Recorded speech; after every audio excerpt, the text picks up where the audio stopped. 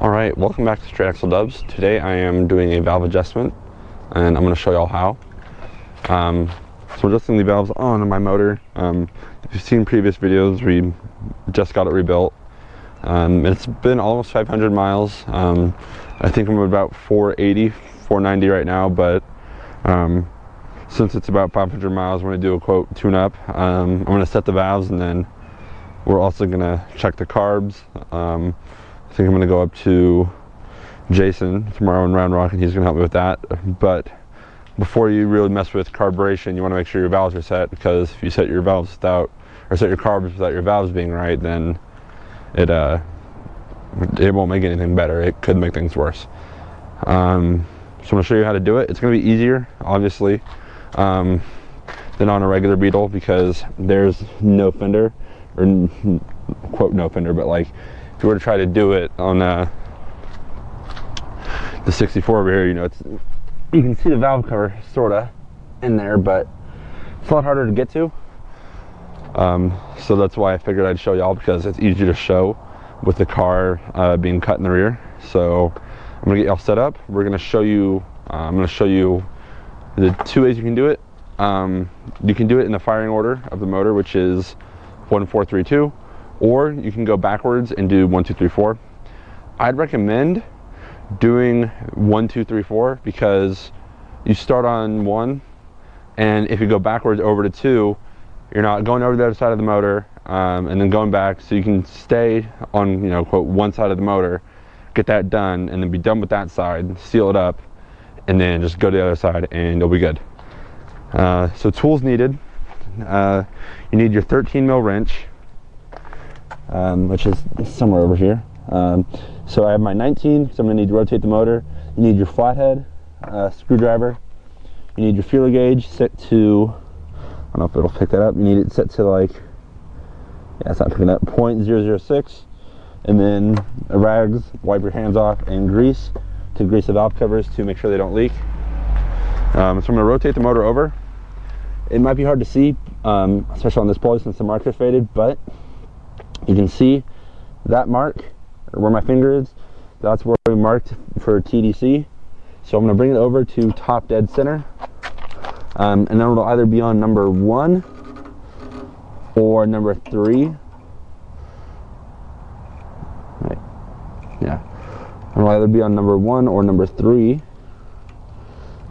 So get that lined up, and then we pop the distributor cap off, and the cap, or the rotor, will either be pointed like that way, or it will be pointed over here. So let's see. Just pop that off. Okay, so it looks like we are on number 3. So what I'm gonna do, I'm gonna keep rotating the motor over. So we're gonna have to make, I think, pretty much a full rotation. Sorry, this is a bit hard to show with the camera in my hand. So there's bottom. Bottom dead, center. And you go back over to top dead, center, to get back to number 1. And instead of, like, since I'm going to do 1, 2, 3, 4, when I go to the next cylinder, I'm going to go counterclockwise instead of clockwise. So there, that's, I'll get it strictly or exactly lined up. It's basically, you want to line it up with the center line on the case, so it's just pretty close, and then it's pointed over at number 1, so you know you're on number 1. So now we go ahead and pop the valve cover off and start working on the valves. Alrighty, so cylinder number 2, quarter of the way there, I guess you could say.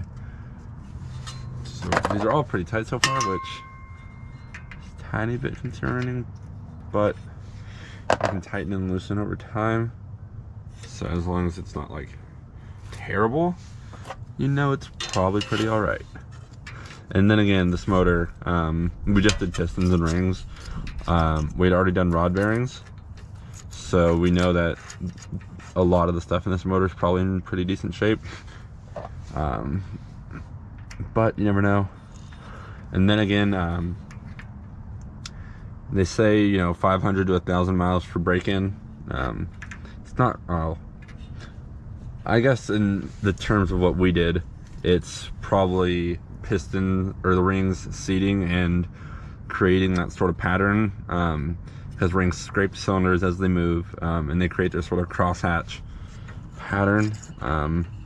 So you know, I'm saying 500 miles. It may take a little longer, maybe a little shorter, but you don't want to just get in after starting the motor and then just beat the crap out of it, because you want to make sure that pistons are going to seal, because if you don't, then you get to rebuild your motor again. And I'm hoping after this most recent adventure that this motor is going to last for a while, you know, knock on fender. But I'm pretty happy with how it's been running so far. I'm just making tiny adjustments here and there.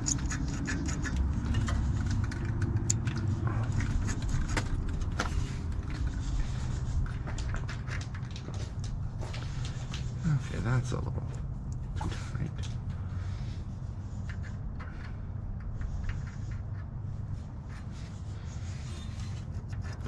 And you notice very small amounts on these head screws can make pretty big differences. So don't just go from like 12 o'clock to 6 o'clock, or maybe go from like 1 o'clock to like, you know, a little in between 12 and 1, which would probably be like 12:30. Just so you're not going too tight with it. Okay, so that's a little too tight. Let's try right there.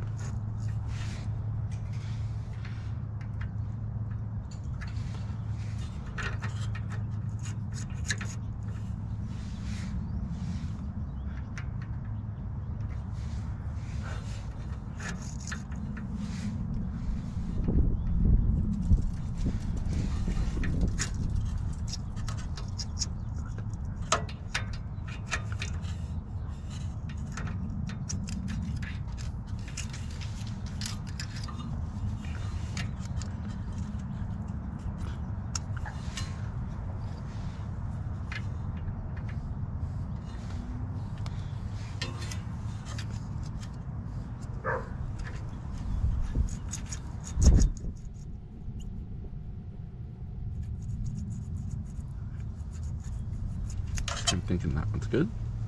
Oh shit, I just changed it, didn't I?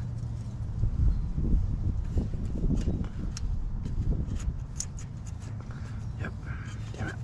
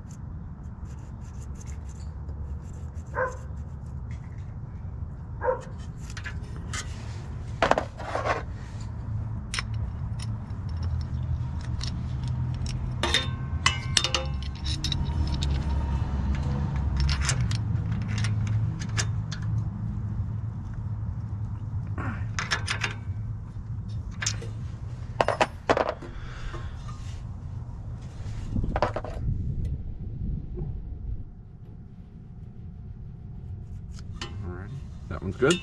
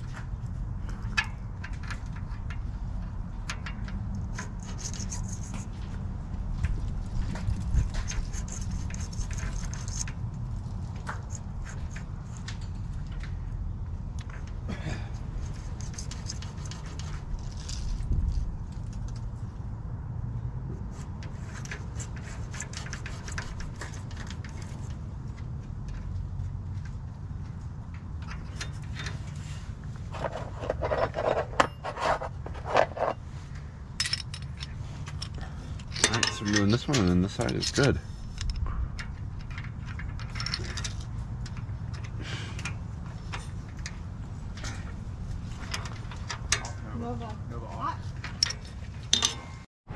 Alright, so I'm getting ready to put the valve cover on, but before you do that, you want to grease it and make sure that it is not going to leak oil. So I have it. I'm going to wipe it off real quick with my rag. I already wiped it, but I'll wipe it again to show y'all. So you wipe it, get it clean. See what time it is. And then you get your grease. I was using red grease, but we are out of the red grease, so I'm going to use this wheel bearing grease, which it'll work. It's the same stuff basically. So you get, you get a dollop of it on your finger, and then you kind of just start. You touch it, and then you start kind of applying it, smoothing it. You want to get decent, nice, even, pretty even, decent coverage of the whole thing. Areas you may want to focus on is this little top seam, where that's a place that they leak. It's not a full, or it's not the regular bar across it like you have on the other part of the valve cover. The reason you use grease for these is because grease is thicker than oil, so oil won't get past grease. Henceforth, it'll stop the oil from leaking out. I'll do a little bit more because certainly rub some of it off. And then you want to wipe it off your hands first.